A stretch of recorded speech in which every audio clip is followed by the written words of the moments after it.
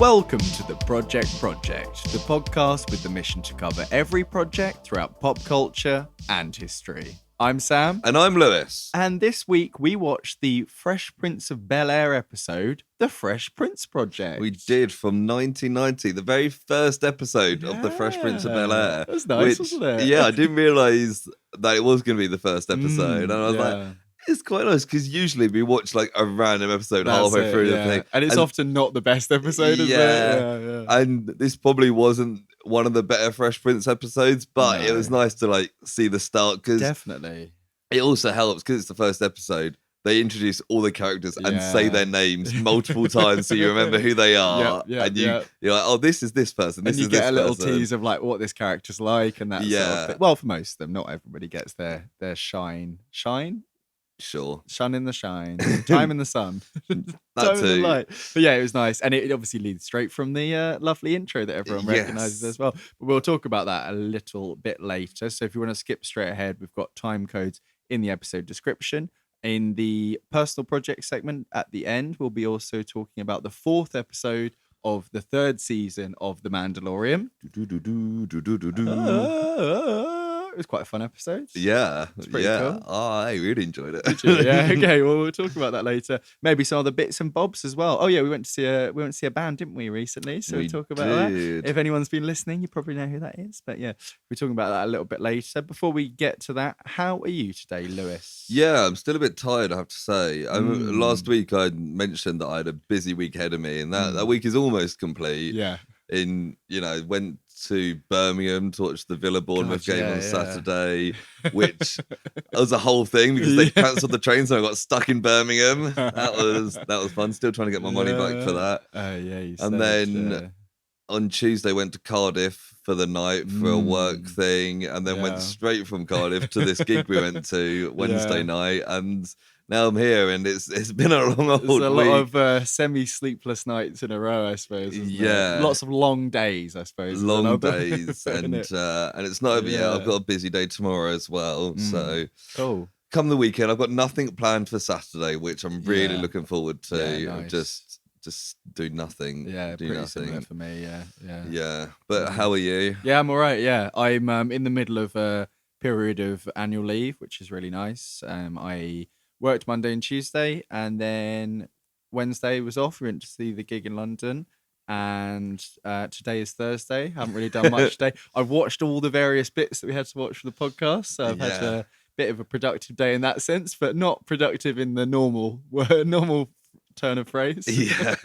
Speaking of turn of phrase, I don't seem to be able to say anything properly today. So your words be not working. No, words are no working for me. So this is going to be a fun episode in that sense. But no, I'm good. Yeah, and I've got tomorrow off as well, and then I've got Monday off. So I really cannot complain in that regard. I'll probably be catching up on some bits and bobs that have been sleep as well. Yeah, it was a very late night last night, but we'll talk about that a little bit later. But not much else to discuss up front, really, is there? So no. Do you want to get into that first juicy segment then? The first juicy segment.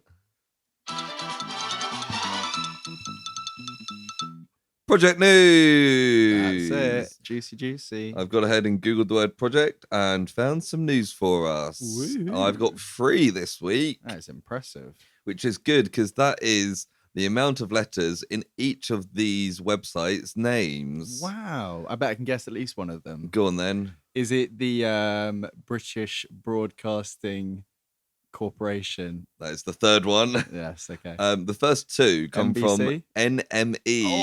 Oh! Quite a regular one on this segment. The first one is Peaky Blinders creator Stephen Knight to write new Star Wars movie. That's not got project in the title. New Star Wars project. Yeah, the new Star Wars project. I'm sure that's what it said when I Googled, because otherwise I would have opened it. Maybe on the clickable link on Google it said project. Yeah, let's say that. As I said, Peaky Blinders creator Stephen Knight to write new Star Wars project. It's expected to be the first wave of Star Wars films since the Rise of Skywalker. Okay. So it will be a film as well. Yeah, they talked about how Damon Lindelof had one and left. Yeah. Obviously the Game of Thrones guys had one and left. The Patty Jenkins one is kind of shelved at the moment. Apparently the only one that is actually not been shelved yet is the Taika Waititi, which is a random. And I think now he said like he's going to star in it as well. It's like, I'm not surprised by that at all. IG-11. He wants his face on screen for sure. It did make me think though that like Star Wars has got such a deep, great world building. We're getting lots of different things. It would be interesting to see them do multiple different like genres. Like Solo was kind of like a heist film, and it was slightly different from the other Star Wars films. But like have like a straight up like comedy, have like a rom-com. Well, get Taika to do like a wacky Ragnarok style comedy. Bit of spacefaring, alien stuff. And then get Stephen Knight to do like a mob boss Peaky Blinders esque. If it's Peaky, you could do like the Huts or something. Although maybe not on Tatooine. Let's do something separate somewhere else. Somewhere in Hut space. It's a big area.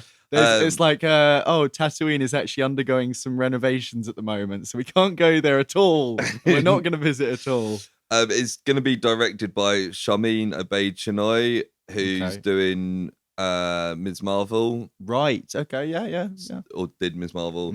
So it's nice that there's stuff in the works. I know a lot of people like to have breaks with Star Wars, but I mean the TV shows are always ongoing. That they are. Two at this point. Two at once, isn't it? Bad Batch and Mando. And it wasn't long since we had Andor and Obi-Wan and before that, Boba Fett in the last year. It's never ending. And people complain about the MCU. Good. There's also the Jude Law series, Skeleton Crew, coming up. So I saw the Daniels from Everything Everywhere. There's a fire alarm going off if you can hear that. It's all good. Don't worry about it. The Daniels are directing an episode of that. Are they? Okay, nice. Which apparently they agreed to do before they made Everything Everywhere all at once. So it's kind of like it's been a long time coming. I guess with a lot of big franchise stuff, you do have to sign up a bit ahead, don't you? Yeah, exactly. Or like with Blade, someone drops out during the start of filming, and you have to replace them very quickly and unceremoniously. I think I saw they put out a statement because some people accused them of like selling out after winning their Oscar by going and doing a Star Wars thing, and they're like, we agreed to this ages ago, and we love Star Wars. And it's also like, we're doing one episode of like guest directors. We love Star Wars. Of course, we're gonna say yes. That'll be fun though. It will be fun. That's filming at the moment, I imagine, isn't it? I think so. There was a picture of Jude Law in it. Jude Law's fun. I like Jude Law. I like Jude Law. He's always good. He's often the best thing in a bad thing recently. That's true, That the Black Sea film I mentioned on Personal Projects, he was good in that. He was good in the Fantastic Beasts films, which was are mostly bad. Good. He was good in those. Maybe not exactly what everyone wanted from that character, but he did well with what he had. I feel like he's having a bit of a renaissance in that he was just a rom-com actor, Matthew McConaughey style years ago, and kind of went off the boil a bit, but he's still doing stuff. It makes it sound like he had some massive thing happen. No, he just got old and couldn't be the rom-com guy anymore. He was in Captain Marvel as well, wasn't he? I thought that's what you were going to mention. He was all right in that. It was quite fun as like a more antagonistic kind of character. He just seems to be doing loads of random stuff, which why not? If I was a super rich actor, I would be doing the MCU and then the Star Wars, of course. Yeah, why not? The Star Wars. The other enemy article I've got is a multiplayer Witcher game. Project Sirius is getting a new framework. Okay. Unfortunately, Project Sirius is just the code name for this. But have you played the Witcher games? I've played about half of the first one and about an hour of the third one. Right. I really enjoyed what I played, but the third one especially, it's that kind of classic open world thing where once you do the kind of tutorial and you're open into the world, it gets a little bit overwhelming if you're not fully on board. I also found it a bit tricky because it's quite, I think I had the difficulty quite high up and I was like, it's too hard. It was the lowest. I've never played it, but I've watched Christina play the third one quite a lot. And as you mentioned, quite often she'd go onto her open missions list and it's just 60 missions, side quests that need doing. I think if you can kind of shut that part of your brain off and just go, I'm just going to enjoy what I can, those games work better. But for me, I'm kind of like at the moment, Breath of the Wild, Legend of Zelda, I'm still I have on the back burner.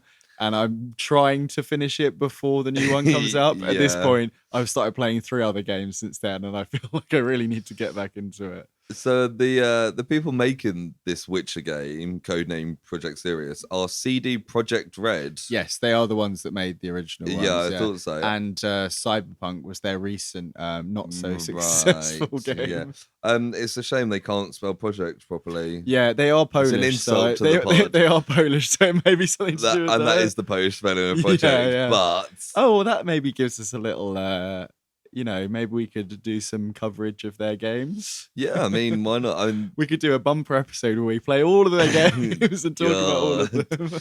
But just based on when we did Project Zomboid, that'd be a lot of prep. But yeah, Witch fans will probably be excited that there's a multiplayer game seems interesting as well, because it's always been that kind of standalone kind of Skyrim-esque. Yeah, it's like you are the main guy almost in this. Although I think Geralt is kind of like he's almost a bit player in a big world, but it's very much like you are still the main person in your story kind of thing. Yeah. So yeah, interesting. And the third one I've got, which we will probably talk about after pod as well. Okay. Which is from BBC. What is Project Icon? Everything you need to know about the new BBC Free talent show. So this is the Jason Derulo thing my God. we talked about. It starts on Sunday. Holy shit. So for those that don't know or missed that news before, Jason Derulo's doing a new talent show. Sunday nights is such a bad time for us. On BBC Three. Yeah, I'm just thinking because we release on Mondays, so we're always going to be a week behind. I know, yeah. Okay, well, yeah, we'll talk about this off pod and figure out what works. But best. Yeah, Jason Derulo with Jordan North and Becky Hill. And Frank Harris are going to kind of be people running it. It's a different kind of singing talent show. Yeah, so it says. I remember you talked. Yeah, you talked about it a while ago. It's got to find out if people have got what it makes to be famous. So it's more like career based than. Yeah, it says the unsigned artists will compete against each other in a series of industry inspired challenges. Everything from creating viral social media videos to tricky press interviews, and of course the ability to perform on some of the UK's most iconic stages. So it's not just, hey, can you sing? We'll sort out all the stuff. It's like, actually, you need to be a bit of a not self-made, but be able to have like okay, so it's on 9 o'clock on Sundays, right? 9 o'clock on Sunday. Yeah, we will have a chat about this after to figure out. But yeah, I think we said back in when you reported on it originally, we kind of floated the idea of potentially doing it as an ongoing. Yeah. Because I imagine it's only probably about 8 episodes.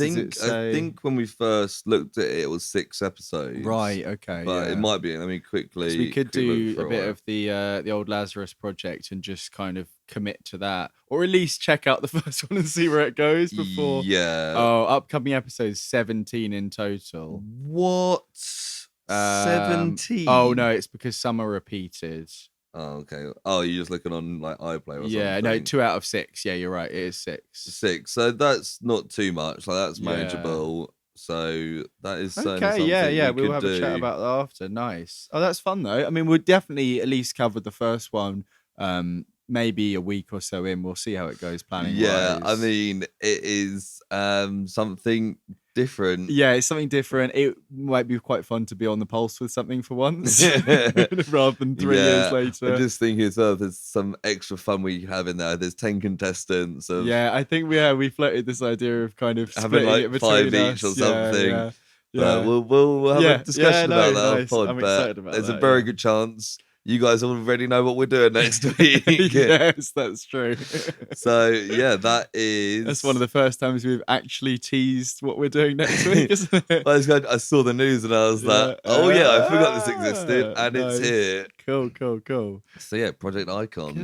Good fun. That's all the project news for the week, which means we can go into the main topic of the show, which is the Fresh Prince project. Yes. 1990. 1990, yeah. Episode 1 of the Fresh Prince.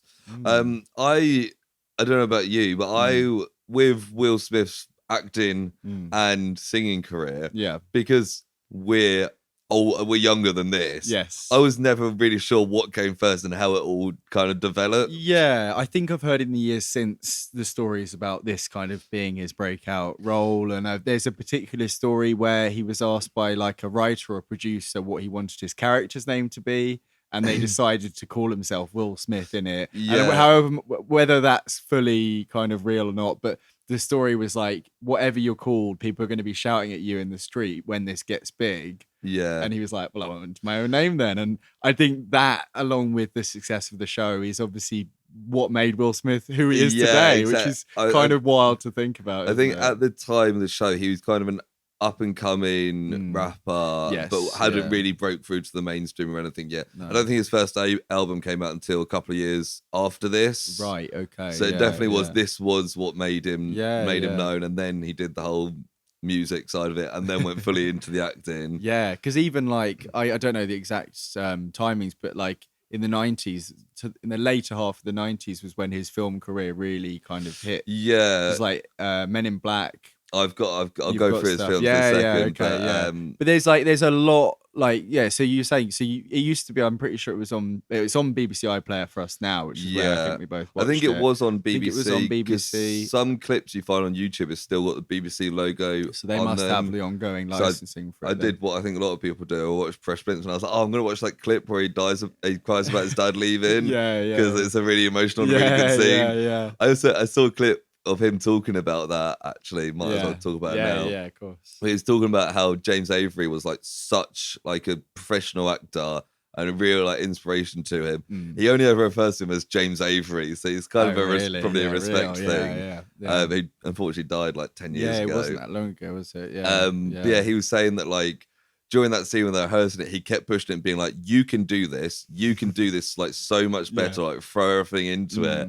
And when they did it and finally did it, and he tears up and cries and they hug at the end, Will Smith was like, as we were hugging, James Avery just whispered into my ear, now that is acting. I mean, it's a great scene.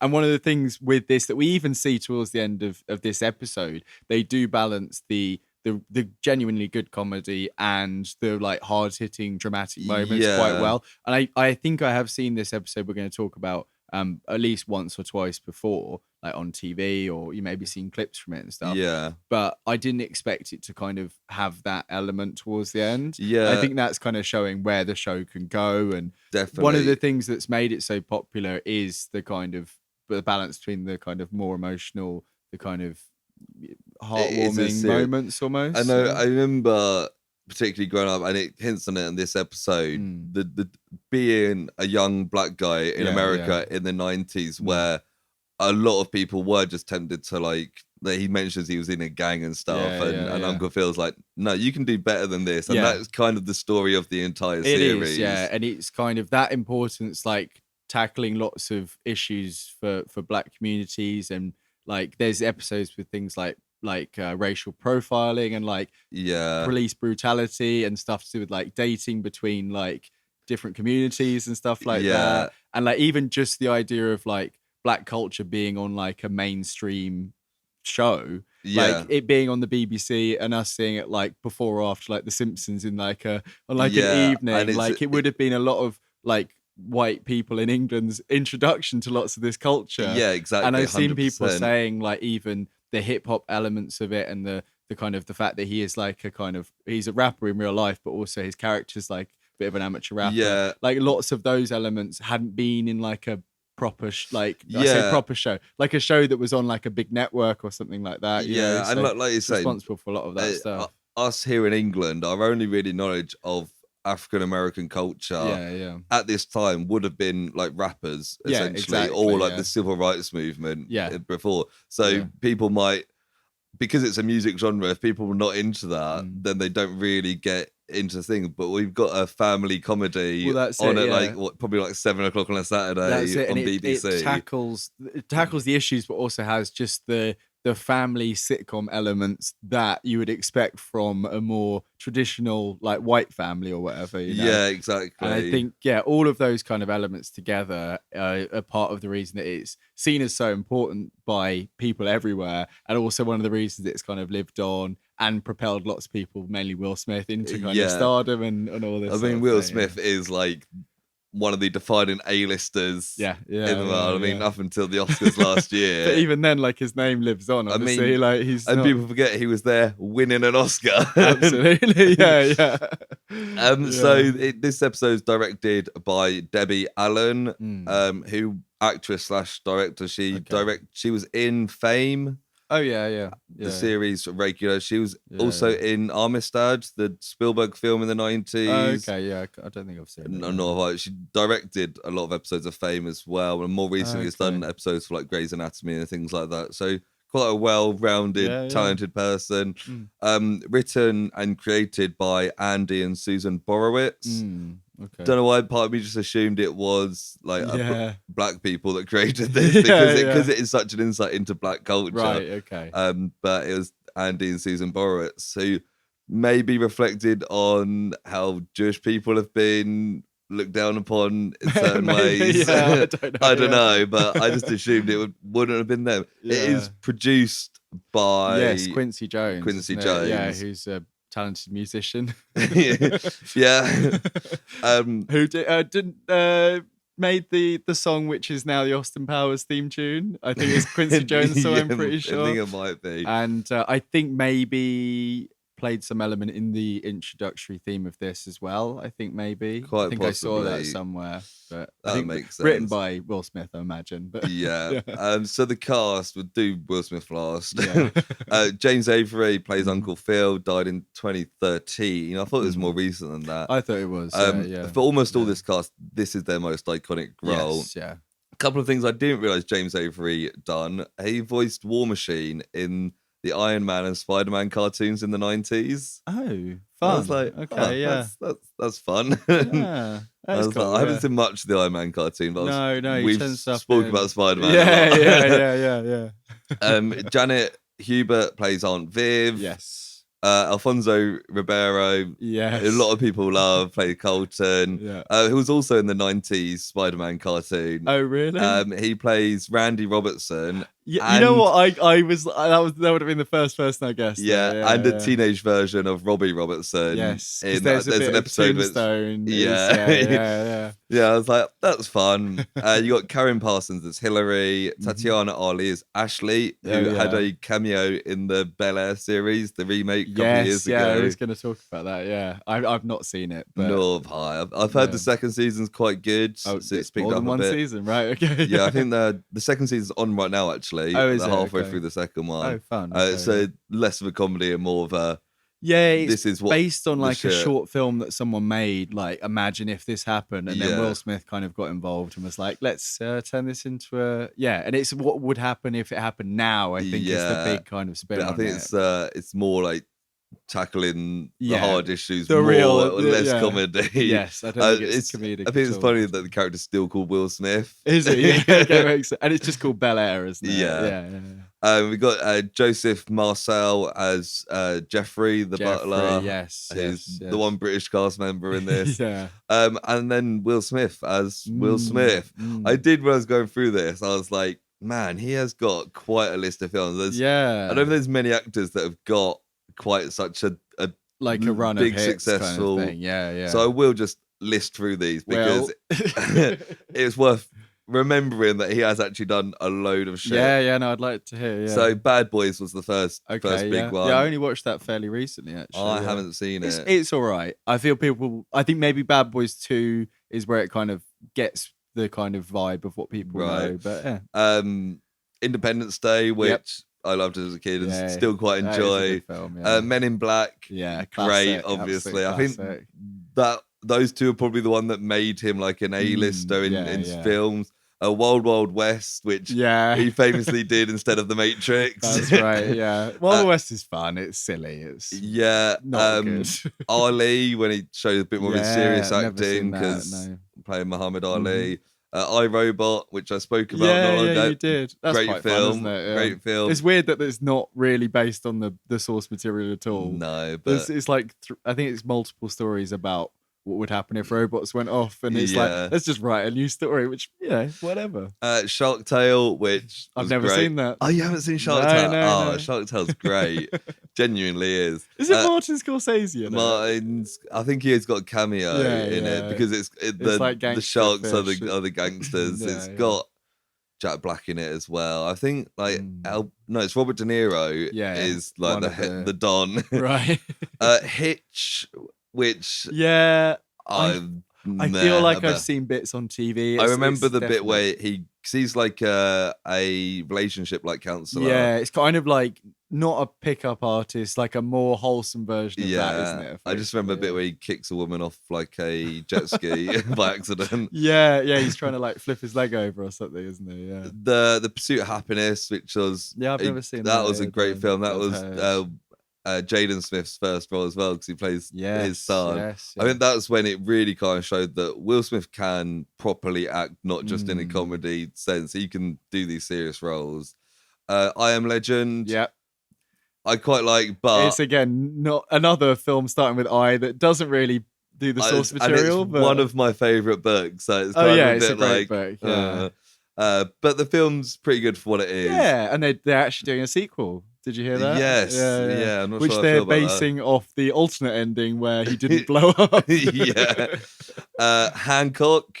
Which it's all right. It's all right. The second half gets away a bit. Gets a little bit biblical almost. But I like in a world where we've got so many superhero films and an original superhero, and I think it preceded a lot of the current stuff. An original one where it's like, a superhero in the real world who's just kind of like, he's just a mess, hates everything. yeah, there's some fun stuff in that. £7, which I never saw, but was well very received. dramatic. I know a little bit about that. No, I've never seen and then more recently, Aladdin, which I've never seen. I watched the first 5 minutes and it was very musical theatre, and I didn't like it. I was surprised by how much I enjoyed it. Really? And Okay, Will Smith, I remember people being like, Will Smith as the genie, but he's actually quite I good can in it. imagine it, yeah. And then obviously most recently King Richard, for which he won Best Actor at the Oscars, which he is very good in. Yeah, didn't watch that, no. It's pretty good. I did find it weird that it's like a story about him rather than the Williams sisters. The girls, And also he's a bit of a dick. It kind of shows him a more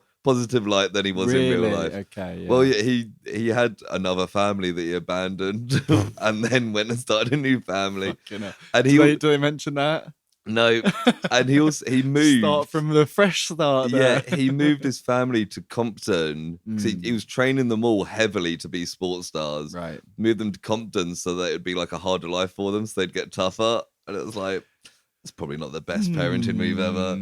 Yes. But he's good in that, and it's like that's it. There's a lot of films there. He won the Best Actor, yeah. There's a lot of films there. More films than more like well received and big money films than a lot of actors have done. Oh, definitely, yeah. I mean, I think in a lot of ways, like he was, like we talk about, like the fact that The Fresh Prince is one of the, Black culture and African American actors getting into the mainstream in a lot of ways. I mean, it's probably underselling the lots of stuff at the time, but for the point of this episode anyway, and like he was the like Black actor to be put, like he was seen as quite like a safe actor, like his rapping even has been taken the piss out of for being very wholesome. I think there's a Family Guy bit. I think Eminem mentioned it as well, that he's scared to swear in his raps. Exactly, yeah. I think there's some, it's either Family Guy or something where it's like he's singing about like, don't forget to do your homework and, and treat your mum nice and stuff like that. And it's like,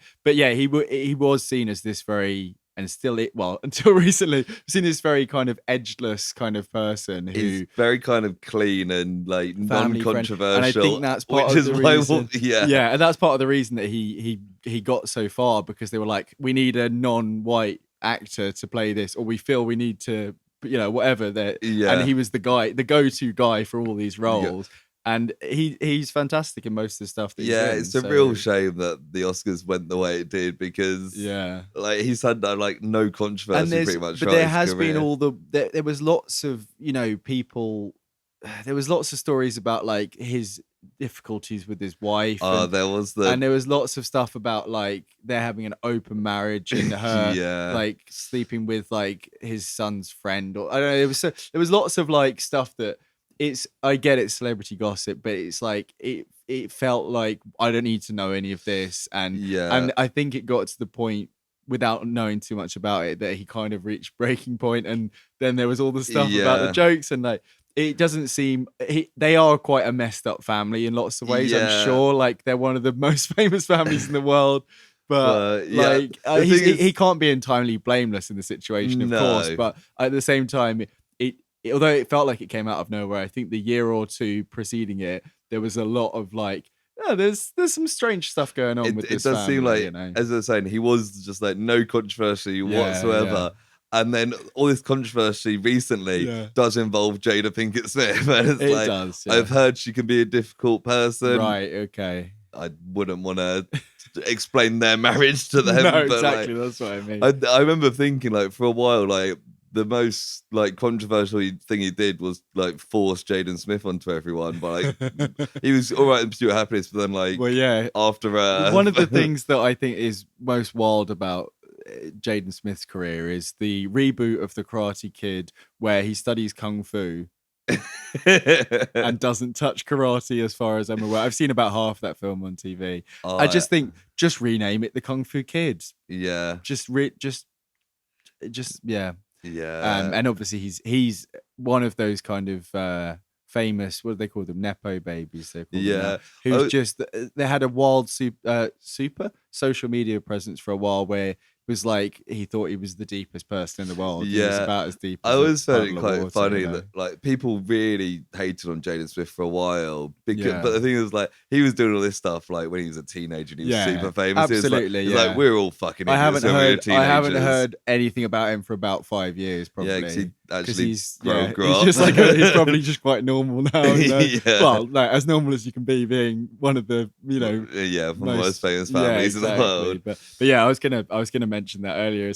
Say like it was responsible for his career and the career of his two children, whether we like it or not. Yeah, I mean, Willow Smith had that like one song, and I can't really think she's done much since. Think she acted fairly recently. I think she's done a bit of like modeling and stuff, but yeah, her music career didn't I mean, I say it didn't take off. That song, Hair Back and Forth, was huge, was absolutely massive. So I think she's probably escape it. Probably doing all right in that sense. Yeah, I mean that you do get people who have one huge song and live off that for the rest of their lives. Oh yeah, I mean, I wouldn't be surprised if that was the case with her. But this episode we'll go into the episode description. Is Will arrives in California to stay with his wealthy relatives. Vivian tries to keep the peace between her startled husband Philip and their streetwise young nephew. Yeah, that's pretty accurate. Yeah. Isn't it? Do you want to have a guess at the IMDb score? Well, this has got to be fairly high. I've got separate scores for both the episode and the series as a whole. I mean, both are going to be pretty high. I mean, we've spent 20 minutes or so talking about why it's such a beloved show. Yeah, and I imagine this episode will also be pretty high because let's just go 9 for both. Oh, that is high. Both are the same score, and they're 8.5. Oh, keep going. 8.7. No, 7.9.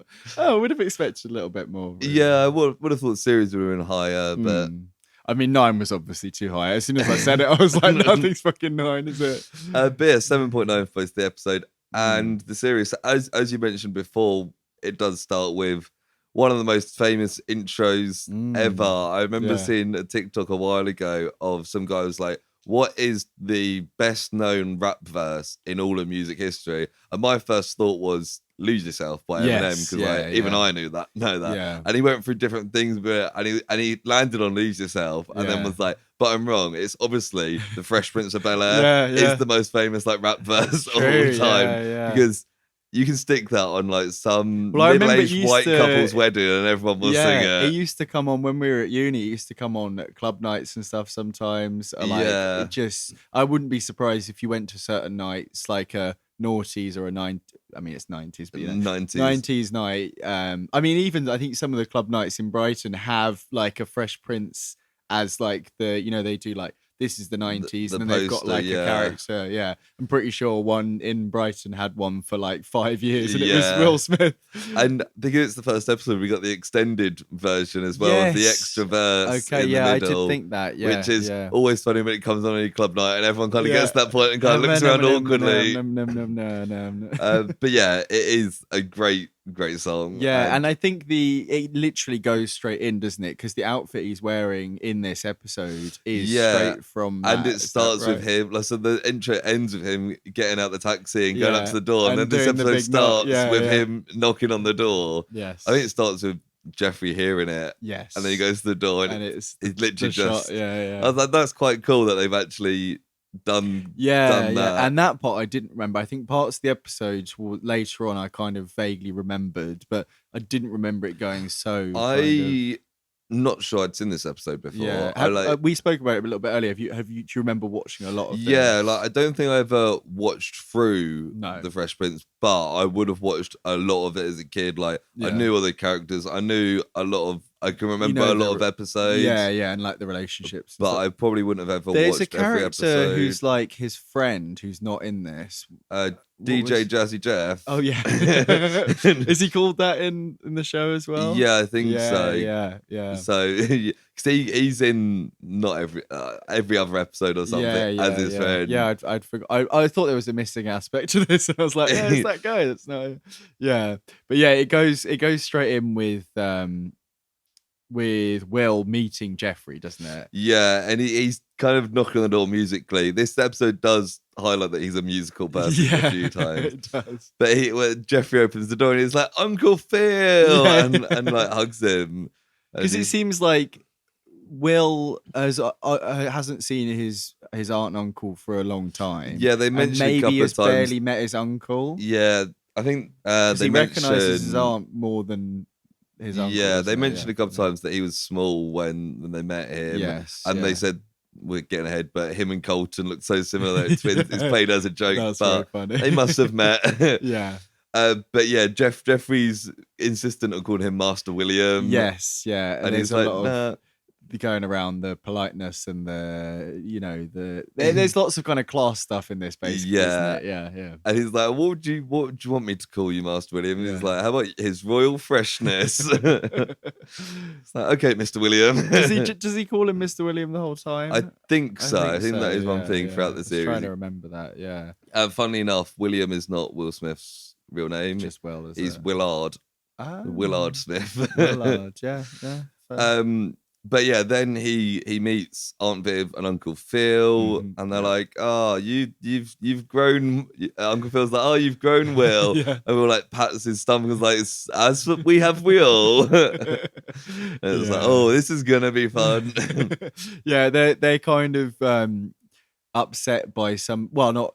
Uncle Phil is a little bit confused / upset by some of like the slang that Will's using. They ask him how his journey was, and he says the plane was dope. Yeah, and he's like, really upset. Excuse me? Yeah, because obviously dope is like drug related. Isn't it? Yeah, it's like, and it's creating that relationship of like he's a judge, isn't he? Yes, Uncle Phil, quite well off, and Will is a streetwise kid, as it says. And then Jeffrey takes Will to his room. Yes. And feels like, I do not like the way he talks or the way he's dressed. And we're like, oh yeah, we're gonna get a lot of that. And then Ashley comes in as well. Oh, she comes into his room, does she? No, I think she comes into the living room. Oh, yes. And he comes back down being like, this place is huge. Yeah, that's right. He's like, I'm going to have to leave breadcrumbs to find my way to my room. And he makes a joke about her being Scottish because she's got like a fancy school uniform on. Yeah. I was like, okay, yeah. And she's like, oh, he's cute. Yeah. And like, they've got a great relationship throughout this. Because there's a joke later on where she's like, oh, I always missed having a big brother. He's like, you had Carlton. Oh, yeah, I see what you mean. And I think Will was to go for a swim, and Uncle Phil's like, "Oh, the pool heater's broken." And it's like, "Oh, they've got a pool heater." Yeah, it's like, "Oh yeah, the first world problems kind of situation, isn't it?" Yeah. And then Uncle Phil kind of makes the point of like, Will, you're not here on holiday. You're here to like work hard. You've been sent here because you were getting in trouble. Yes, like you need to sort yourself out. Yeah, and there's something. When is it they say about the dinner? That's a little bit later. Bit after, because Uncle Phil's like, you're here to work hard, and then at that moment, Hillary walks in and is like, Daddy, I need $300. Yes, he's like, why do you need $300? I need to buy a new hat. Yeah, and then she lists a lot of celebrities at the time, and she's like, we're all doing this bus ride, and then we're going to make a bonfire. It's a protest against like air pollution. I think it's the ozone layer. Yeah, and then Will's like, maybe you shouldn't be driving a bus around and burning a load of stuff if you're, protesting this. And she's like, who's this? Yeah, and it's quite funny because it shows that he's quite intelligent. He's not like a stupid character. He doesn't understand a lot of the situational stuff or the it's like the class etiquette. He doesn't understand stuff. the etiquette stuff, but he's not like in any way a stupid character. No, and I think we see that throughout the series. When he works and stuff, he is a smart kid. Absolutely, yeah.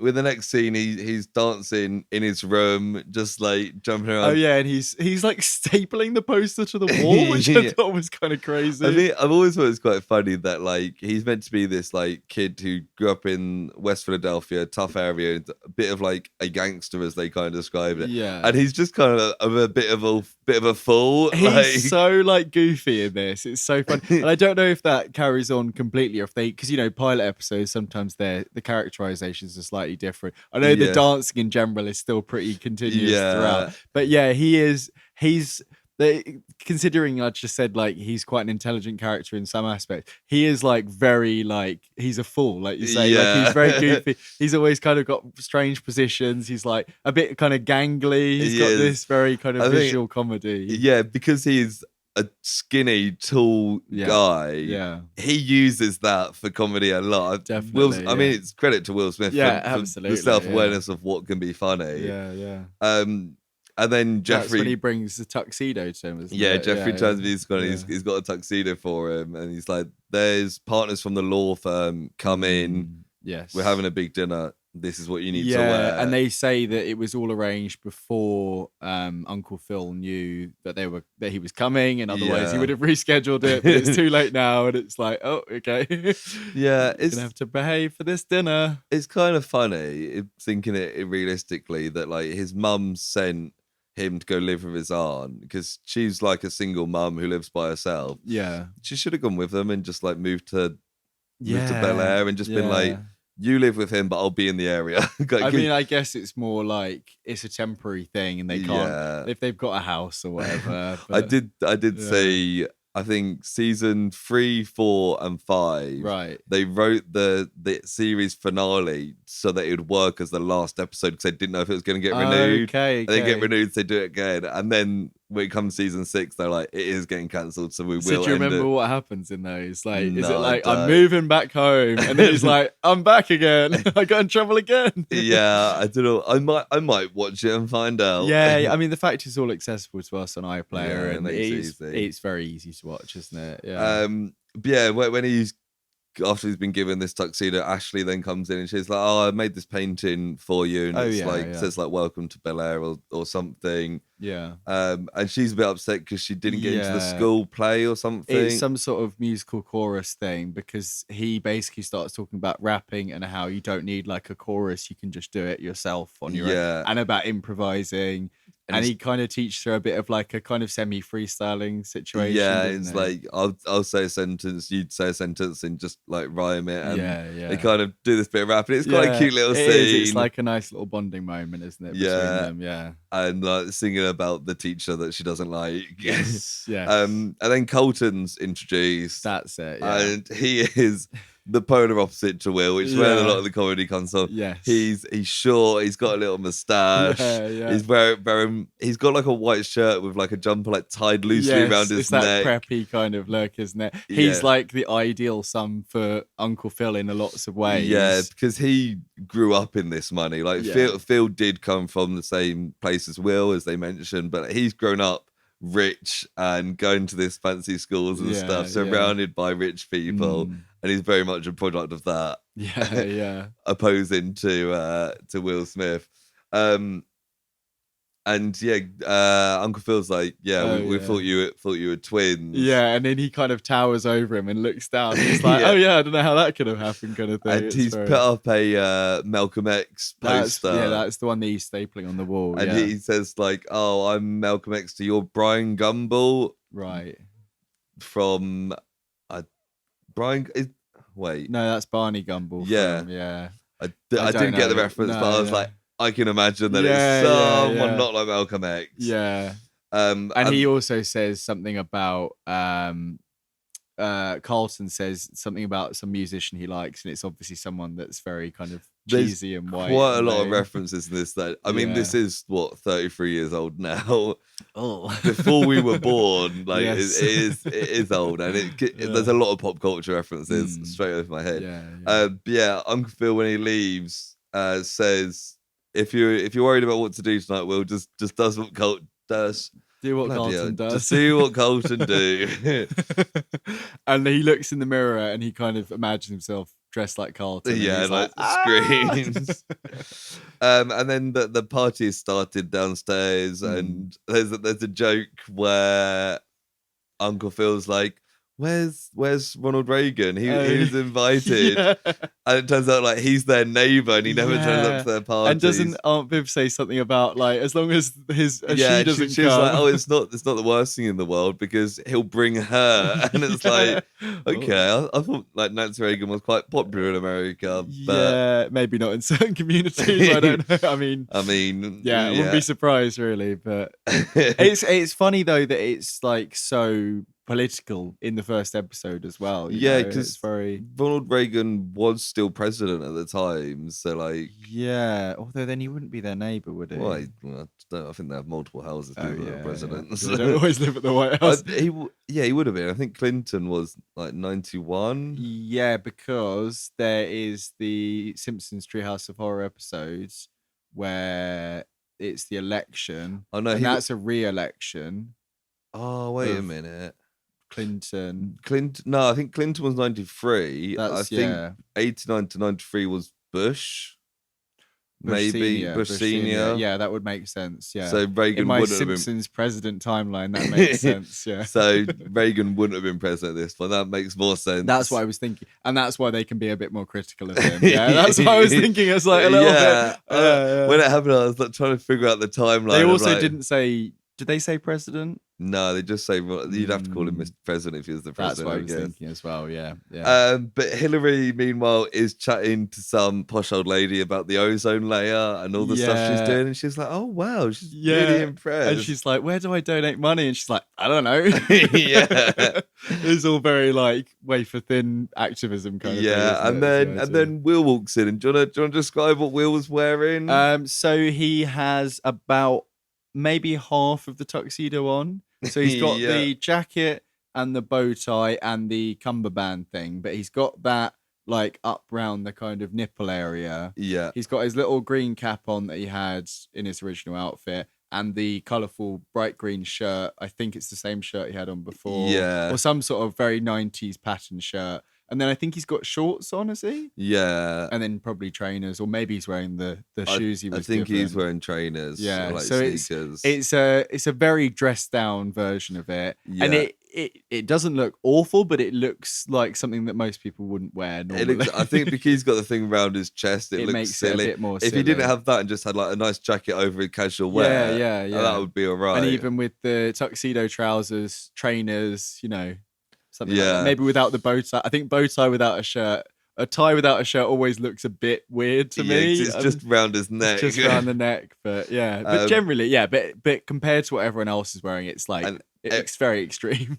Everyone's a bit shocked when he comes in. And also, like, nobody knows who he is. No. And I think Uncle Phil was like, oh, I should introduce my nephew here. Yeah. Yeah, and he introduced them and he's like, oh, and Phil, this are my associates from something and something. I can't remember what they're oh called. yeah, and it sounds a bit like Earth, Wind and Fire. Yeah, It was like, oh, Earth, Wind and Fire. When's your next album coming out or something?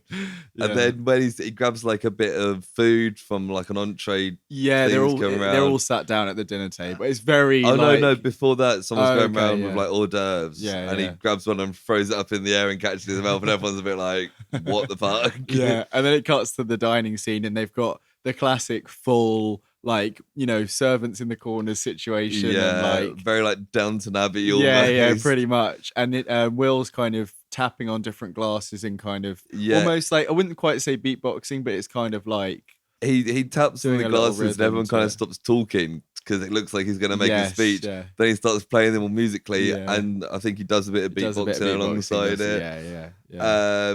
Oh yeah, and they're like, somebody says like, "Oh, you're not like alone here. Like you're not on your own. Like you have to behave, kind of thing." And he's like, "Oh, I'm so sorry. Does anyone have any requests?" yeah, it's quite funny. And then they sit down to have dinner. They go to have dinner, and Ashley is saying grace, but she raps it in like kind of a bit of an insulting verse. Yeah, I can't remember exactly what she says, but it's a bit more like slang than they would expect at Grace. Yeah. And everyone's a bit shocked. yeah.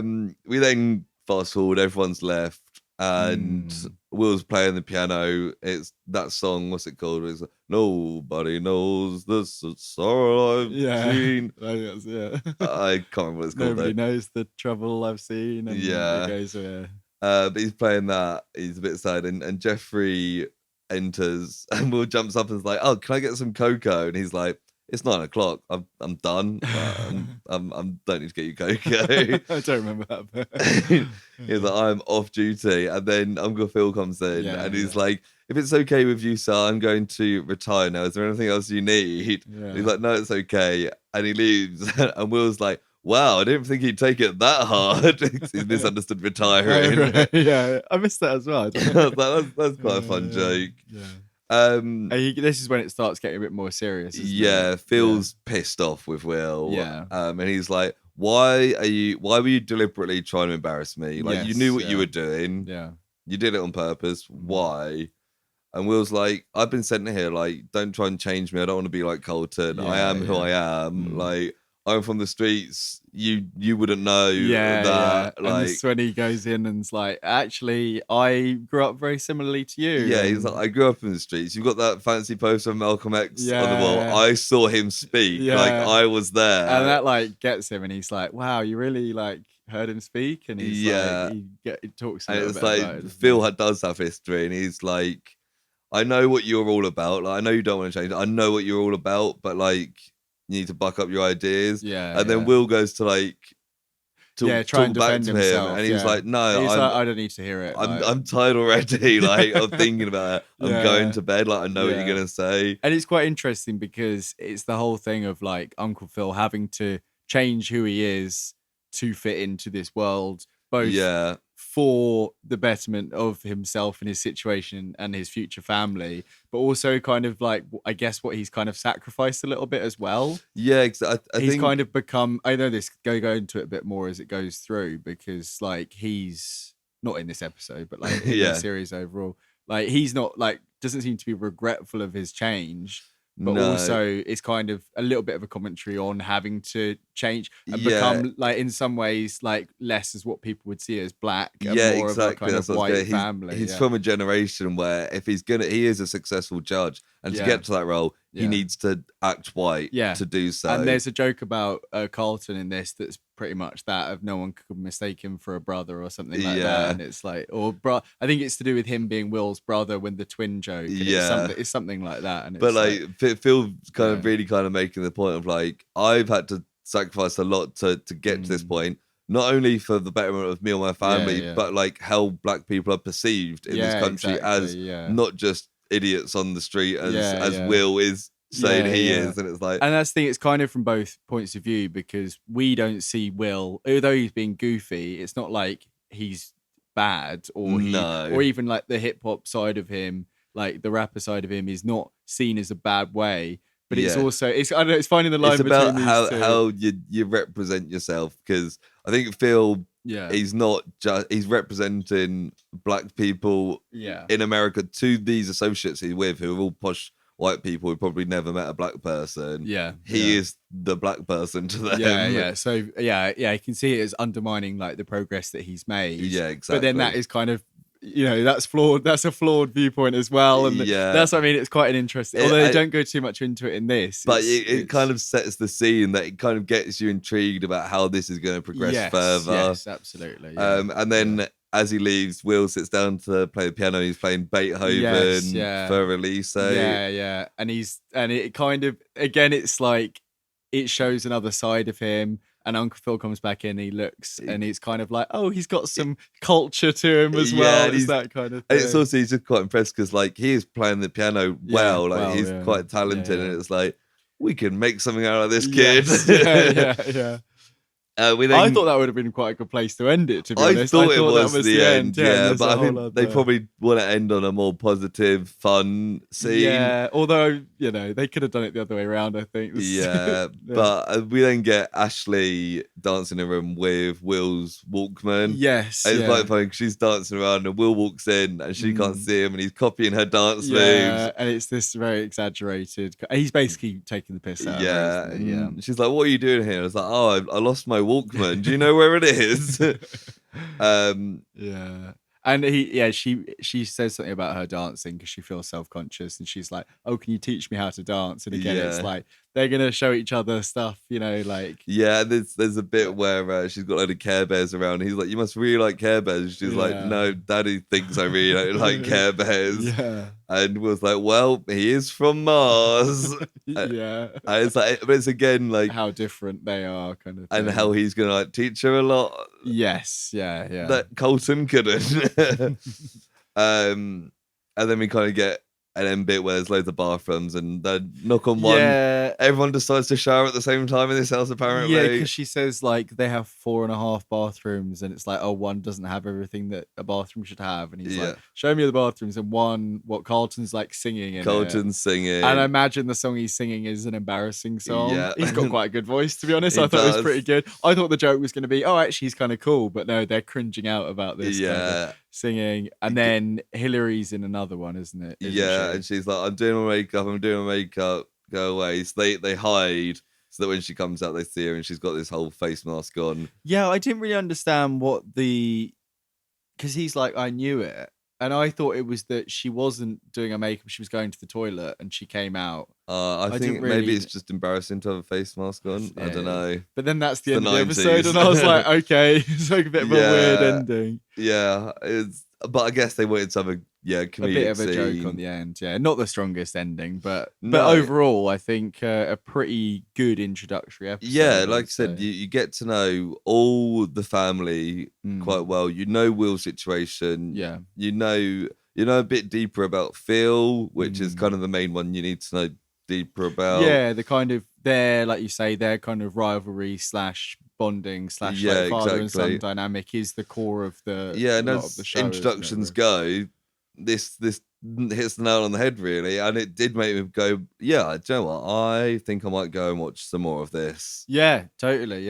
No, it definitely. If it was on TV regularly, I would be like, still now, I would be, tuning in regularly. So there's no reason why now I know it's on iPlayer, I shouldn't just be watching it. I might do the same. But it's kind of a weird one to review because obviously we've got such fond memories of the series as a whole, watching the first episode. It's hard to be years later. Because in some ways this, although it was a good introductory episode, like it didn't really have much plot wise. Nothing much happened. And I always remember quite liking Carlton because he's like this kind of dweeby kind of loser character. I think. And their interactions of like him showing Will high society and Will showing him how to be like cool / inverted commas black, which I think now people was probably a bit more problematic than it was at the time. But I think like that kind of it I really liked, and Jazzy Jeff being in it as well. Their dynamic was the stuff I remember quite liking in the past. I think the problem with this episode is because they're introducing everyone. Every scene is just an introduction to a character or another part of their character.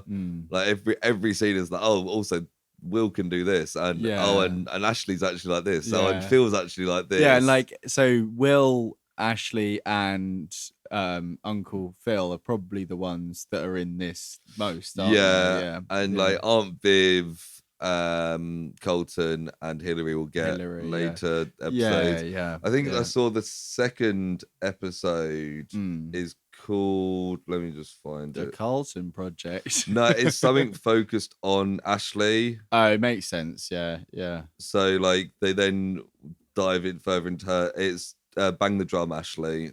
Okay. Is the second episode. So that would have been like, let's go deeper into this character, etc., etc. And they all get kind of throughout the series. I feel like they all get episodes focused on them. Obviously, Will's the only one in every episode. I think James Avery might be in every episode as well. Yeah, you'd imagine he was in most of them. I've just seen here that there is a book that looks like it came out on the 2nd of March this year. I don't know if that's a repressing, called The Fresh Prince Project, How the Fresh Prince of Bel Air Remixed America. Nice. So if either of us want to get reading on a book, we could do that again in the future. And I mean, it's kind of what we've been talking about. I was going to say we'd probably be covering pretty much the same stuff again. Yeah, I mean, like I said, it's the first episode. It's hard to get deeper into the plot stuff. Yeah, it's 320 pages, so it's kind of medium. I thought you were going to say it's £320. No, I was like, whoa. No, it looks like, it was published, less than a month ago, so that's interesting. Fair enough. So we might get some SEO hits from this episode then, because it's got the same name. Excellent. Woohoo. More topical than we realised. Yeah. I've got some trivia bits for it before we finish off with other stuff. Will playing for release at the end was not scripted. Okay. It was just Will sat down back at the piano and played it. So I guess James Avery's just improvised as well to do that, which is quite a good addition because it shows, despite just having a go at him, he does see the charm in Will, so it's like it's quite good that he added that. Quincy Jones was a huge fan of Earth, Wind and Fire and specifically named the lawyering firm after Earth to make it sound like that. Okay, yeah. Earth, Wind and Fire. Yes. I was like, that makes sense. That makes sense. I'm sure he's worked with them at some point, hasn't he? Quincy Jones, probably. Similar era. And the other bit is a bit of background drama. Ooh. So Jane Hubbard, who plays Aunt Viv, has said repeatedly that Will Smith was a complete diva, bullied people on set, and had her fired for no reason because she's later recast. I was going to say, she got replaced. I think it's the end of season 2, end of season 3. Yeah. And had her fired, so she does not like Will Smith. Right. However, Alfonso Ribeiro said the cast were all like a family. They were so close. They all got on, except for Janet because she was cuckoo. Oh, as he said. So the rest of them were all really close, and she was kind of. Is that a case of the winners rewriting the history there? Well, the victors. James Avery said he had to repeatedly remind her that the show was called The Fresh Prince of Bel Air, not Philip and Vivian of Bel Air. That's funny. And Tatiana Ali says everything that Jane Hubbard said about Will Smith is bullshit. Essentially, she was like, I never saw any of that on set. That doesn't seem true at all. Yeah, I mean, you would have hoped that something like that would have come out a bit more if it was the case. Yeah. But also, being a bit of a diva, if you're not hurting anyone, I mean, and a lot of from what it seems like based on James Avery's comments as well, he was the star of the show. He's the main man. It's his show. And he's young. Meant to be How the old main is he? person. Like 23 or something? Like, he's pretty young. Like, he's meant to be the main person. Him turning around to her and saying, I'm the main character, is correct and could also be perceived as him being a diva from her. So it's just like, I guess she probably saw it as more of like it's a show about the family. 22 years old he was. So spot on. Yeah, no, absolutely. Like, you weren't spot on. You said 23. Yeah, spot on. You've seen my IMDb predictions. Yes, that is as spot on as I can get. No, you're absolutely right. Though, if she sees it as more of an ensemble thing, and they are background dressing effectively, apart from maybe Uncle Phil as well. a bit more upfront. Yeah, but it is the Fresh Prince of Bel Air. not Uncle Biff. But yeah, I enjoyed this. I thought it was good. Yeah. I think similarly, like we've done with other things, I think I would rate the series higher than the episode. Yes, yeah, because that's always the way. Yeah, I think if I've thought actually when I saw the title, The Fresh Prince Project, my first thought was because a lot of shows that have a one-off episode of a project are spin-offs or remakes of like the Blair Witch Project. Yes, that was what I thought. Like Johnny Bravo. And then I was like, no, wait, the Blair Witch Project came out after this finished. 10 years after this. I was like, 9 years after. What? Yeah. And then I found out, it's the first episode. Yeah, well, no, because this was one of the ones that came up when we were first doing the research. And I just assumed the same thing without making the connection. I think it was only recently that we kind of realised this. Or maybe even you just realised when you were looking at it today. Did you? Yeah. Yeah, Blair Witch was like 3 years after Fresh Prince finished. But yeah, there's a Gossip Girl episode that is that. There's one from Total Drama Island. Yeah. There's quite a few on our list that are Johnny Bravo one we did. Johnny Bravo, yeah, exactly. It's lots of family-friendly things that are like, let's do that. A joke for the adults there. But yeah, no, I think I'd agree. And I think I was tempted to go quite high overall, but I think I'd have to knock a score or two off for the episode being not, like the best episode. It's a great introduction. Hasn't really got much plot. Having said that, I feel like it should be the first of a double episode. Yeah, I looked. The second episode came out a week after. Right. Okay. Sometimes they do them back to back to start. We even get that now with some stuff like Disney Plus stuff goes double, doesn't it? Yeah. Or like we were speaking off pod about Last of Us. The Last of Us. Both episodes went into one in that case. But I'm torn between like a 7 and an 8 for this because I feel like 7 might be slightly harsh because I did enjoy this and it is probably better than what we watch most of the time. Yeah. But at the same time, every review is completely, disconnected from everything else. And that's kind of the way that we do this. So it kind of has to be the way. I think I'm going to go with an 8. And then I would say the series is probably 1 or 2. Well, whoa, that's harsh. 1 or 2 higher. So yeah, I'm gonna go with that. Yeah, no, I think I'd say the same. Like the series as a whole is definitely like an 8, maybe a 9. Yeah. Probably more a high 8. A 0.5 or a 1 higher.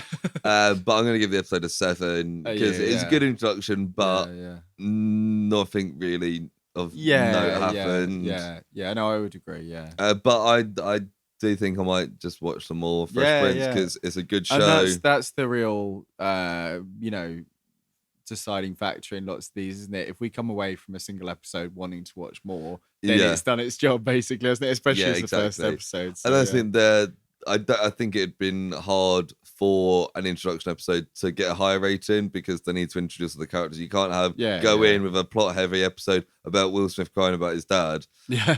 It'd be like, episode what's 1. This about? Do you remember how far in that is? Is it in the first season? Season 4. Right, okay, I think. Yeah. That makes sense. You build it up a bit more. Yeah, I think also that clip where he's talking about James Avery, he's like, my relationship with my dad's great. Like, my dad's always been there supporting me. So it wasn't something from like his personal life that he had to like pull up. Yeah, because it feels like that, doesn't it? It feels like he's tapping into something. Because it's so genuine. It's no, we've got a great relationship. I didn't know that. I don't know much about Will Smith. So No, but there we go. That is the Fresh Prince Project. Yeah. Woo. Woo. Which means now we can go into our next lovely segment. Personal project. What the fuck was that? I just didn't say it. It feels so weird. They need to do that again. I don't know what I'm going to count down with my fingers this time. Okay. Personal project. Wow. This is personal projects. So now that we've got back into it a bit after that little mishap. Yes. What have you been watching, reading, doing, listening? Yes. Or anything else? A bit of doing and listening recently. So as we teased early on and last week, we went to see King Gizzard and the Lizard Wizard last night in London. both the king and the lizard were good. Yeah, Gizzard and the wizard were okay. Is that the right way around? Yeah. Sure. It was a long day, wasn't it? It was. I mean, for you especially, you travelled a lot that day. Yeah, I'd mentioned that I'd been to Cardiff. I went straight from Cardiff to London to the gig, and I was not in the healthiest of states, let's say. A bit of a sleepless night for you before, wasn't it? Yeah. And you met us at the pub near Alexandra Palace, and straight on the drink as much as you could handle at the time, wasn't it? Yeah. A little bit of food. It was busy, wasn't it? I'd never been to Alexandra Palace before. Nor had I. It's big. Big, yeah. Like going into that, well, you had to go check your bag, didn't you? That was fucking ridiculous, right? Yeah. So, Go on. for those who not, I don't know if it's an Alexandra Palace thing, but they say if you've got a bag bigger than A4 size, weird measurement for a bag, you have to go check it into the bag section. Police. Obviously, I'd been in Cardiff, so I had a big bag. And you go around and they're like, oh, it's just down there. And you go around there and they're like, oh no, it's just down there. And then down the road's this white tent that you have to pay £10 to put your bag in. That is ridiculous. What the fuck's that about? Yeah, so that, and I wasn't mentally strong at that point. You're just like, okay. Okay. Yeah. And when you get in, there was it was more like a festival kind of setup, wasn't it? Or like a pop-up bar situation. They had lots of like food stands. Yeah, and the stuff. Whole entry bit was like, it was like going to the O2 where they've got all the restaurants and stuff down the side. And in the main area, anyone who's been before, it's a massive kind of like a ballroom kind of situation, isn't it? Almost. I imagine that's where it used to be. But yeah, it was a good time, wasn't it? Good fun. They're a very talented band that have released a shit ton of albums. 20 something at this point, maybe more. And we've both been big fans for years, so it's good. I think it had been like 7 years since I last saw them. Yeah, because we originally saw them in the very small venue in Brighton on the seafront, didn't we? Yeah, we did. And I think we originally went to see the Parrots, who were supporting. That was kind of the draw originally. Do you remember? Was it? I remember the because we were into the Parrots at the time. Still kind of into the Parrots. Seen them last year at Great Escape, but and I remember I think we were fans, but not like, it was almost the other way around, and then kind of got into them for that. And had a very good time then. And it's very interesting to see them on one of the biggest kind of non-stadium stages in the UK, isn't it? Pretty much. Yeah, they've come quite far since when we first saw them. Yeah. And I'd say we were talking about it briefly before recording then, that like for a band that has such a big discography, it's really hard to predict exactly where they're going to go with it, especially as they tend to go on a little jam for about 10 minutes in each song. So they definitely hit some spots I wanted, like lots of Nonagon Infinity era stuff was good to hear. And a lot of that near the start. And there was like at least, I think we counted about three new songs that hadn't been released yet, so that's fun. There's one that leaned into the kind of Beastie Boys style rap that they've done recently, which is always fun to hear. I'd like them to go, because they are a band that skip through genres a lot. I'd quite like them to do a few more of that, just to see what it sounds like. Yeah, absolutely. But and then we had it was a long set. It was like a full 2-hour set, wasn't it? It was. 'Cause I remember you put forward the idea that they might have an intermission in between. Last time I saw them, they did. I think because Alexandra Palace has a strict curfew. Yes, they kind of didn't really have the chance. When I saw them before, it was a 2.5-hour set with a half-an-hour intermission. So they still played for the same amount of time, but they did kind of 2 different sets almost, and leaned into different aspects of each one. Yeah, makes sense. But I had a great time. I couldn't really have asked too much more. Maybe hitting a few more songs, like we said. But like you say, they're very talented, and doing this whole semi-improvised jamming stuff is part of what you go see them for. Yeah, in a way, exactly. Isn't it? It's kind of pretty much exactly what I expected them to do. So, and then, it was good. And then our journey from leaving there was kind of something like 3.5 hours to get back, wasn't it? Overall, with stops and food and stuff. Because of trying to get the train times, trying to get back down to Brighton. I had 45 minutes at Blackfriars. I think I was back here in the Project Studios at about 2:45 a.m. Yeah, which is I think I not back here, back to my studios. But it's fresh off though, because it was literally last night, so it was still feeling that kind of semi jet lag vibe a little bit, I reckon. Though I didn't drink too much last night because I was having to feeling it still. recover, and then had to go out and do stuff today. So it kind of feels like a long time ago now. Yeah. Although I am still feeling tired. When I was kind of coming over here, I was like, oh, I need to go to sleep. Well, we're a Fortunately, little not bit work earlier, tomorrow. aren't we? Yeah, a little bit earlier today. So hopefully, we can all get tucked up together. No, that's how it works. But yeah, there's something I mentioned last week that I was hoping to see is the cinema re-release of Everything Everywhere All at Once. Oh yes, you did mention that. Yeah, and I did go on Sunday, Mother's Day, with my mother.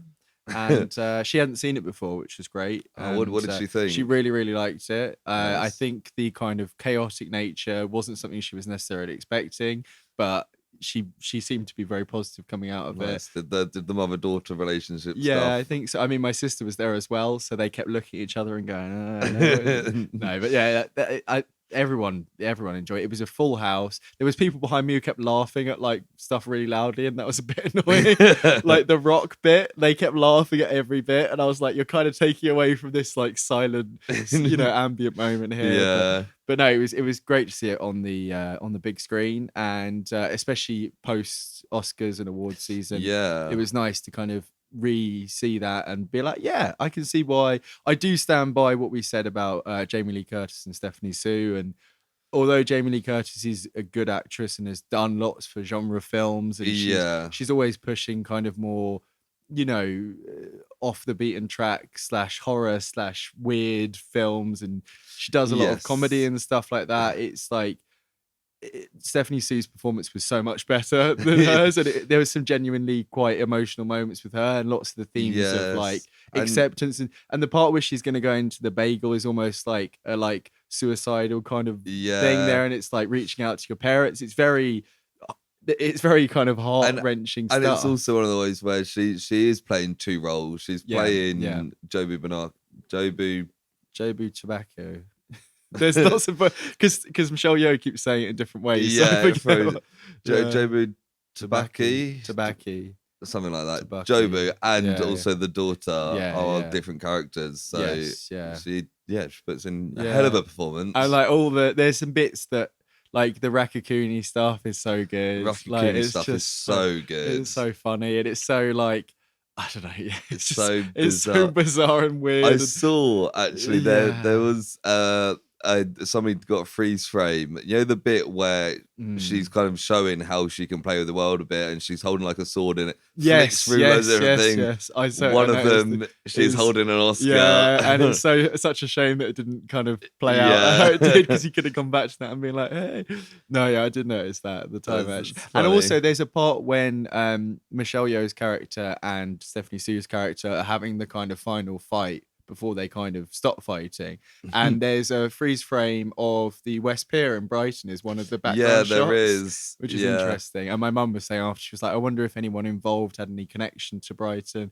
And I was like, I've no idea. It's quite a small production, so I kind of doubt that. And I've often seen the West Pier, because if you don't know it, burnt down like 25 years ago. So we've just got like the frame of it. Yeah, there. It looks kind of like a big skeleton of an animal out in this and it's out in the sea a bit. So I've seen it used a lot for like backgrounds, and just because it's quite a striking image, isn't it? Exactly. So they might have just looked up images and been like, that looks cool, where's that? Yeah, and it flashes up for like a second or two as they're kind of going through different dimensions and stuff.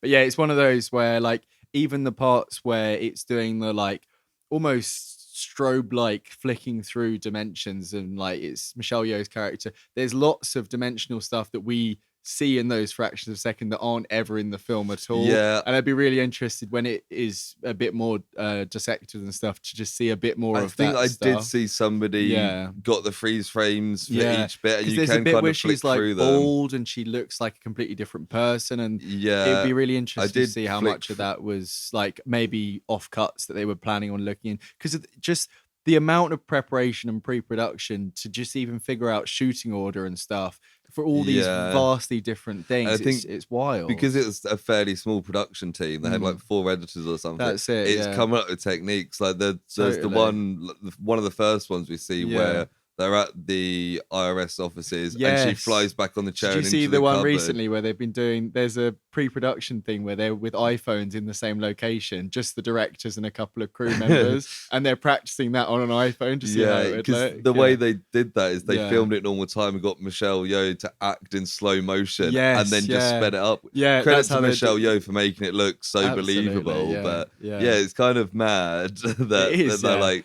And that's what I mean, like with a smaller budget and a smaller crew and everything like that, you have to be so much more over prepared and over planned, or able to also go with the flow with certain bits as well. So yeah, so much credit due to those guys and everyone involved, because it is really impressive, the whole thing. Talk about that film for It's still days. on the cinema in some places. So if you do fancy, I don't know if it's on an Odeon though. I know you've got the Odeon I did have a pass. look earlier If you today. did fancy seeing it in on the big screen. You didn't. It was just I saw it on Prime. Prime, yeah. I didn't tell my mum it was on Prime because she could have gone and watched it. Yeah, but you want to experience it on the cinema. Yeah, exactly. And I did pay for her to go see it, so she can't really complain.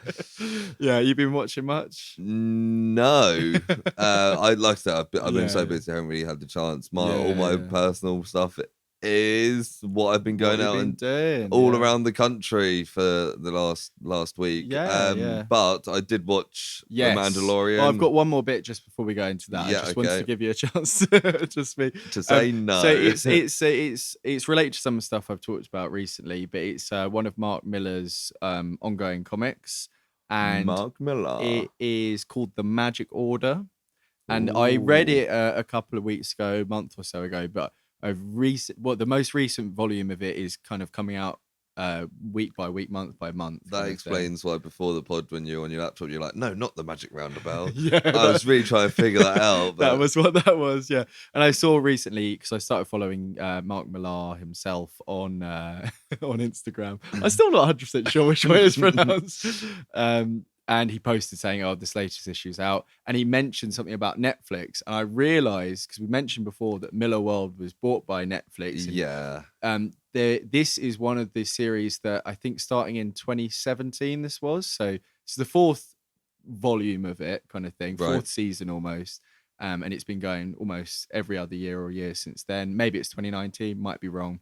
Okay. Millar World was bought in 2017. This started in 2019, so that makes sense. Fourth volume, doesn't it? It was one of the ones where the idea was that he would start the comic and it would eventually become a series. So it's almost writing it for that.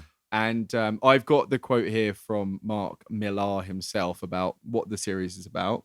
And the reason I'm talking about it is because they're currently filming the series or about to start filming it. And it was supposed to start before COVID, but it all got messed up. Damn COVID. The quote here is, "We live in a world where we've never seen a monster, and the magic order is the reason we sleep safely in our beds.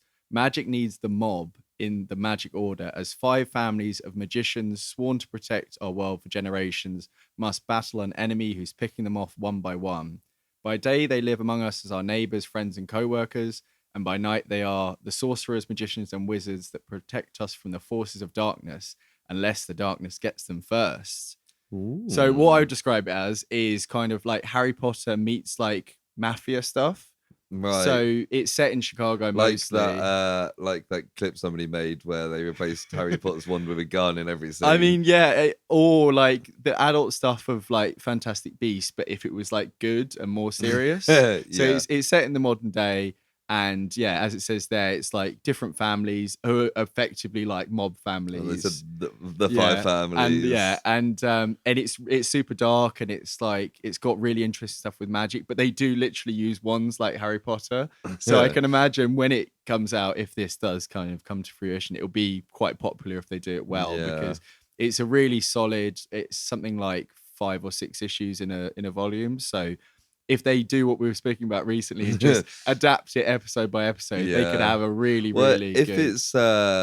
If Mark Millar like wrote it knowing it was going to be a TV show, he might have written it. You'd so imagine each issue so, is an and episode. It's just it's really fun. They do the cool world building stuff where they kind of allude to like past battles and like the big kind of almost like Lovecraftian stuff that's out of our kind of view, and Yeah. the artwork is fantastic as well. So hopefully that translates well. Nice. But yeah, the fact that I'd read like most of that and been like, this is one of the best things I've read for ages, and then recently been like, oh, and then they actually are making an adaptation that's like fully planned. It's like, yeah, that's good news on my book. So nice. Yeah. Nice. Keep an eye out for that, everyone. Good. So yeah, as you mentioned just then, we recently, both today I think actually, watched the Mandalorian episode 4. I literally got home, watched the Mandalorian, and then came here.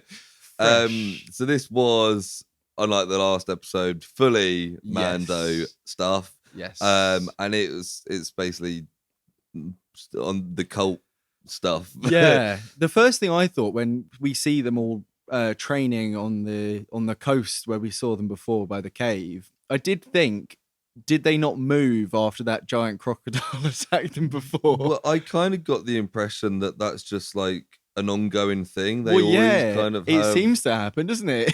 Yeah.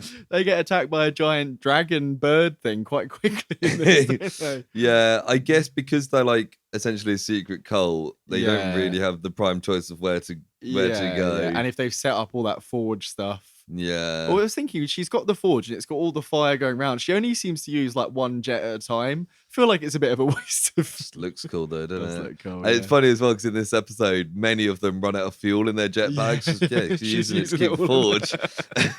Yeah, I did think when their jetpacks ran out of fuel, I was like, is there some sort of field that's stopping them? It's like, no, they just don't pack enough fuel to do a long journey. I thought it was really funny at the start where they have the training fight and Grogu up against like some kid, but it's like he's literally still like a baby essentially, and then does the flipping, which is so, it looked so funny because he is a puppet, and the cameras kind of works, you don't really see it, and then he wins the thing, and it's like, it's nice seeing Grogu do force and also stuff. It's that kind of thing where it's like every time the other guy shot him, they like went, okay, next round, and he's just like boom boom boom, and they're like, okay, you win. It's like, is that how this works? Yeah. Why did he get a break? I thought he was going to do like a Kylo Ren force, like stop the thing. Thought it was all going to be like he unleashes maybe slightly more of his dark side, because then it's just like, show them what you've got, like do it. Yeah. You can imagine him just like force throwing the kid and being like, oh sorry, I didn't know. But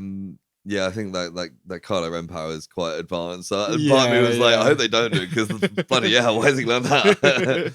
I doubt Luke was teaching him that. No. But that was all fun. When did Kylo get it from? So maybe Luke does that. Well, probably Snoke. And Snoke's in a tub. Snoke's in a tub, Snoke is in a tub. What else happens? Oh yeah, then Grogu has like a bit with the armorer, and the armorer seems quite nice now. Like we were getting quite a bad opinion before. I think it's one of those that like she's respected by the cult. Yeah. And like people that are in the cult, she is friendly to. Yeah. And particularly because Grogu's a foundling at this point, she is the mother to all the kids. That's here, true, sort of thing. Yeah. And there was some good stuff there where she's kind of introducing him to certain bits, gives him the little breastplate thing, which is quite cute, and kind of says you're going to grow into it, which I mean, imagine it's going to turn into a different part of the armor, or maybe just like a centerpiece. For it. It's the same like rhino that the Mando's got. Yeah, exactly. Yeah, and then we get a flashback out of nowhere of what it finishes a bit we saw in a previous season with the POV of Order 66, but then goes into a whole other series. And do you know the Jedi that saves him, who's Ahmed Best of Jar Jar Binks fame. Yeah, he gets his redeeming arc as a character. And it's always fair enough, because he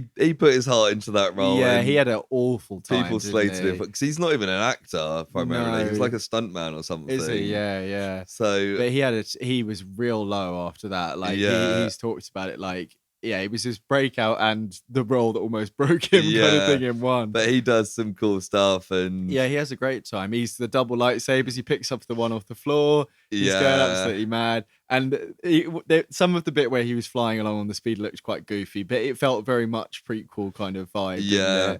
And do you see he goes past the rock, the top of the thing, which we saw last episode? Like, that's why that episode existed then. But I think it's quite cool to see Grogu at that point, because he does look younger Yeah, and like yeah. more baby-like. Well, when It's we like, see him about to have the flashback, he looks super old because I think the lighting is getting all his wrinkles, and he looks yeah, like he's having like the worst time of his because life. he's a Yoda.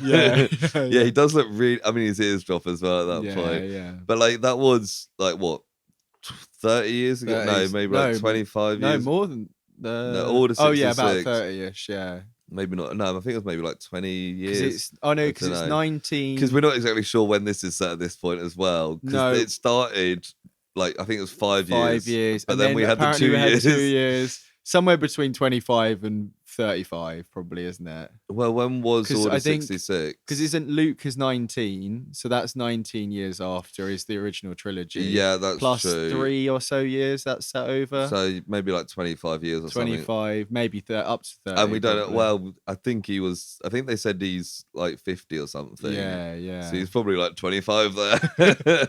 But yeah, and the interesting thing about that as well is that story doesn't end. And Ahmed No. Best's character doesn't get killed, which is quite nice. I thought he was because going to get killed. maybe he'll show up again, or at least we'll probably see a bit more of that story of how Grogu. Because Yeah. it was always wondered who was it who got Grogu from the temple, Yeah. who rescued him effectively. Part of me feels like he will die in an episode because yeah, Grogu hasn't been Jedi trained since. that's true. Yeah, Since so Order we'll 66. probably in a few episodes' time see the conclusion to that. And Yeah. where was he? He was just in a weird. Well, we found him when he was being experimented on. Oh yeah, by down the road. Dr. Pershing. No, back in no, episode because 1. no, he was because they go to get him. Oh, Pershing's there.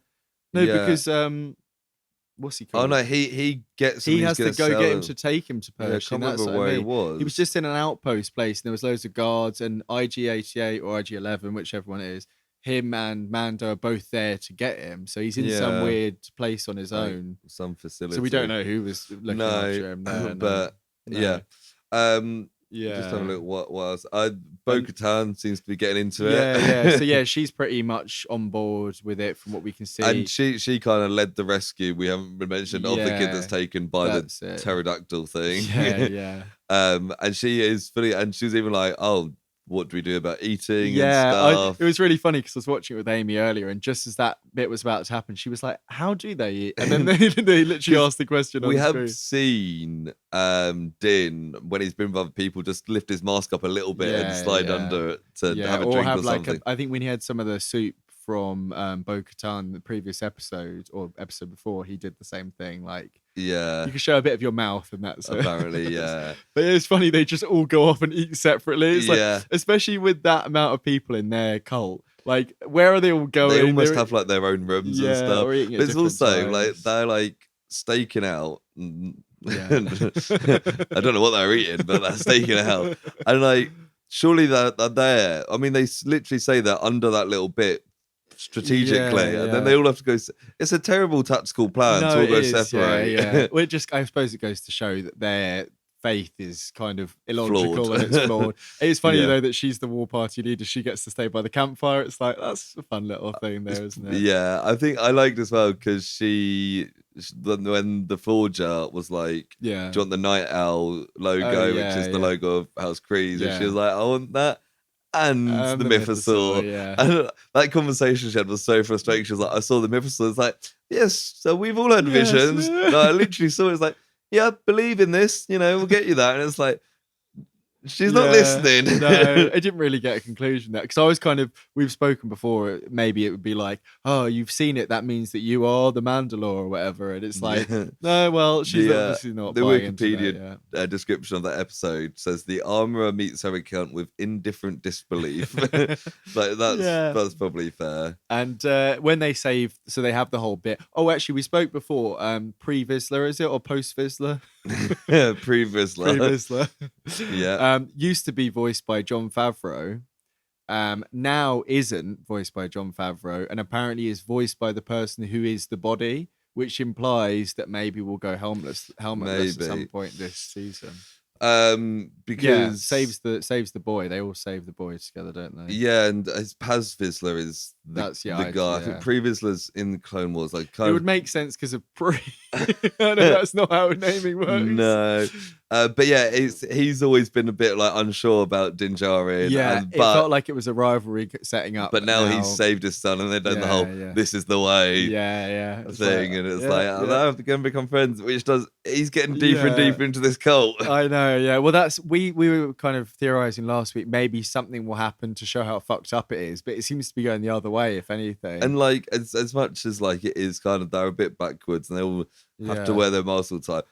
Everyone seems to be quite content there. Looking out for each other. The bit where it's first introduced, and they're all practicing their fighting moves. It's so silly because none of them are actually like combat trained. None of them have seen combat. There's some of them just shooting in the water. There's a couple of people just doing like kicks. And I was like, oh, this group are. It's quite intentional that this group look a bit silly. Yeah. I do like how most of them have kind of patchwork armor as well, that like different colors, almost if they've just inherited it or whatever might have happened. Yeah, I was thinking as well. They must like because they say you start wearing your mask when you can like say the creed and stuff. Yeah. I guess at that point you need to like decide your design of your mask because when he was like with his son, I was like, he haven't seen his son's face in like 10 years. Like he just knows his son as no, because I think that was the guy who got initiated the start of the season. So he's just become, which doesn't make sense with the talking thing. You're right, but yeah, it's I think he's also anyway. I think he's his son as a foundling, so he's got him recently, right? And so he cared a lot about him, considering he's not known him for that long. Down the line, it would have been a while since he saw his face. They just recognize each other on like the mask design. Yeah, true. Which is quite fun. It is also interesting to think about what Grogu's armor will look like if he goes down that path. When the Forger was making him his little chest plate, I thought she was making a helmet, and I was really excited to see a cute little Mandalorian helmet with holes in the ears. Yeah, or I imagine either is incorporated or is down inside because but they seem to stick out, so that might hurt. Holding them down.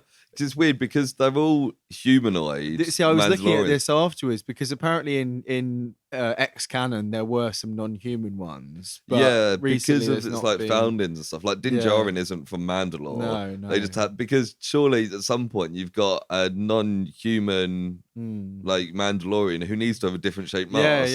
Yeah, absolutely. Like imagine if Dexter Jester from Attack of the Clones. Maybe if he was a Mandalorian, they would have a very different mask.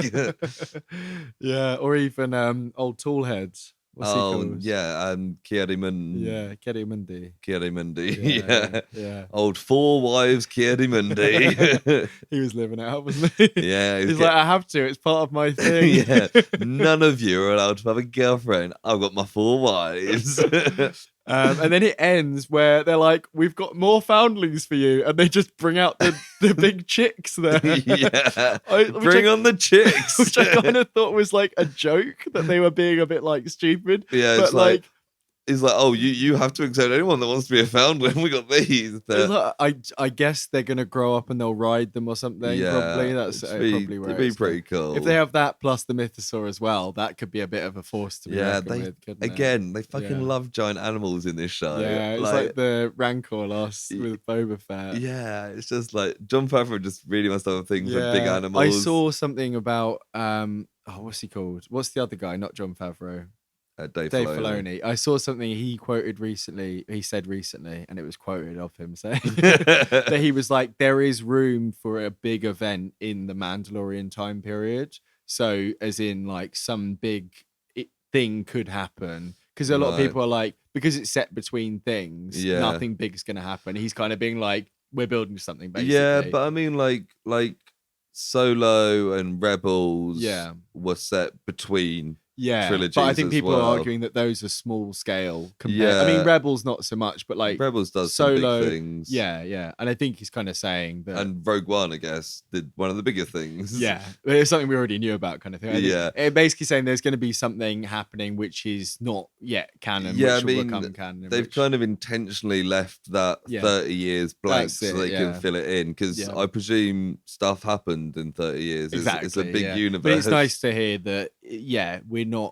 They're not restricted to doing slightly bigger scale things. And this is what I'm thinking. If they do end up with 3 pterodactyls and a mythosaur, you'd hope there'd be some sort of big conflict that they can wade into to make use of it visually for us at least. So, maybe those guys versus Moff Gideon's new lot or something like that. I do quite like that because you often see in like space films or like Star Trek or Doctor Who, things like that, that it just so happens that every like life in the universe happens to be like human sized or like relative, like a cat or a dog or everything seems to be sizes that we can comprehend. I know they've got like the space whales in Star Wars and there's the worm in Empire Strikes Back. Yes. Moony asteroid. But it's like, there should be some animals that don't fit our size standards. Yeah, absolutely. Yeah.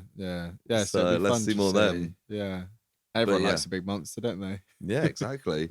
But I really enjoyed this episode. Seeing all the Mandalorians, and it was kind of a bit of a bottle episode of stuff. But I think it just had some really good stuff. It might be one of the better episodes of this season so far. Yeah, I'm just having a look to see how many we've got because I can't remember how many we've had before. There's 8 coming up, so that's good. So we're halfway through. Yeah. Yeah. I thought the Mines of Mandalore was really good, but this was probably my next favorite potentially. So we've got next one is So this was directed by Carl Weathers as well. Yeah, it was. And part of me when I saw it's Carl Weathers, I was like, is Grief Karga going to turn up? But I guess it makes sense for him to direct an episode he's not in. Yeah. The next one is directed by Peter Ramsey. Yeah.